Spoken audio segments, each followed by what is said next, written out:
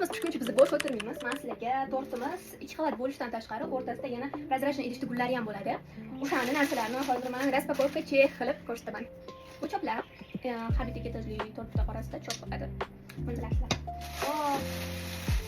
Bizada birinchi narsa bu gullar.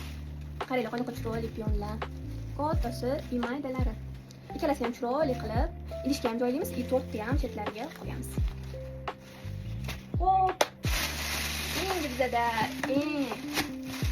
tortimizni asnovasi. Ko'rsatib beradigan narsasi tortmasa. Berrysan.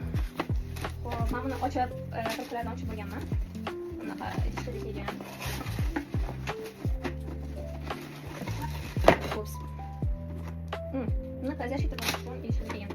Xullas, mana bunaqa idish akril. Tort orasida juda ham chiroyli turadi. Men bunaqadan qilgan tortimni mana shu rasmini qo'yib qo'yaman, ko'rishingiz mumkin. Xo'p, buni ichiga endi biz bu gullarni joylashimiz kerak. Bu metrajli chiroq. Metrajli chiroq. Bu gullarni orasiga qo'yib, shu idishga solishimiz kerak.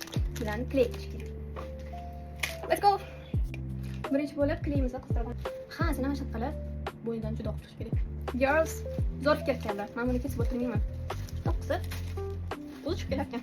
Kichkinasini ham xuddi shunday qilib bo'ynidan juda chiqamiz. Xo'p, endi yaqinroq kelib olasizlar. Hozir buni ichiga gullarni, yana metalli chiroqni joylaymiz. Mana idishimizni ichini gul bilan to'ldirib oldik. Endi buni mana oxirgicha qoldi. Shu bitta chetiga yopishtirib qo'yamiz. Buni qorong'i xonada ko'rishingiz mumkin. Qanaqa chiroyli ko'rinadi. Bu tort orasida turganda, to'g'ri, kunduz kuni unchalik ko'rinmasligi mumkin. Sal ketish boshlaganda tort hali ham turgan bo'lsa, shunaqa chiroyli ko'rinadi. Chetidan